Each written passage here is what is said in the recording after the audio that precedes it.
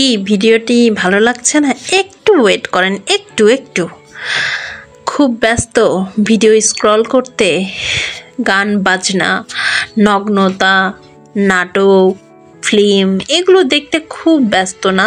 কিন্তু আপনি কি জানেন আপনার জন্য ওই মসজিদে রাখা লাশের খাটিয়াটা আপনার জন্য ওয়েট করছে?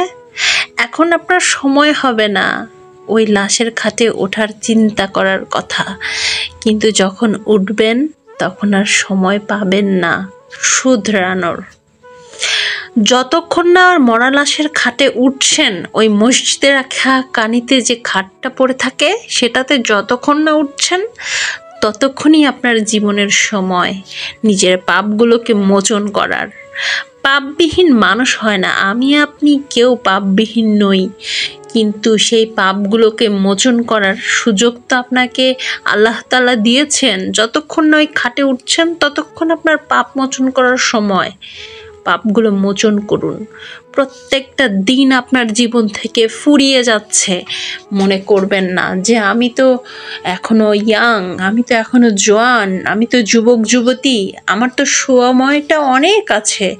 আসলে কি সময়টা অনেক আছে? কে কখন মারা যাবে নিঃশ্বাসের কোনো বিশ্বাস নাই। আপনার সময় ফুরিয়ে আসছে, মনে রাখবেন ওই লাশের খাটিয়াতে উঠার সময় অতি নিকটে। তাই নিজের পাপগুলোকে মোচন করার জন্য আল্লাহর পথে ফিরুন। যদি 5 ওয়াক্ত নামাজ না পড়তে পারেন তাহলে হবে না। যদি নামাজ 5 ওয়াক্ত পড়তে আপনার কষ্ট হয়ে যায়, প্রথমত আপনি ইস্তেগফার পাঠ করুন।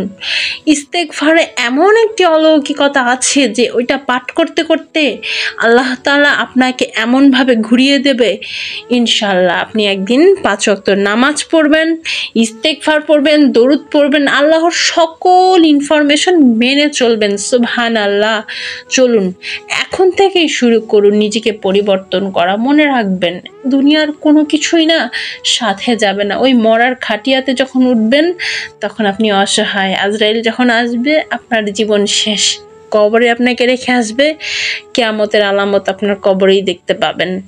এখন বুঝতে পারছেন না ভাই বোনেরা? সবাই আল্লাহর পথে আসুন।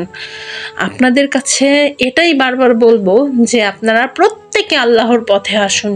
কি শান্তির পথ, সেটা গান বাজনার মধ্যে থাকলে বুঝতে পারবেন না। সব সময় নিজেকে আল্লাহর কাছে বারবার ক্ষমা চান, না হলে এই বিপদ ভয়ঙ্করভাবে জীবনে পতিত হবে। দুনিয়া আখিরাত সবই হারাবেন। আর যারা আল্লাহর পথে থাকে তারা সকল কিছু পায়। সুবহানাল্লাহ।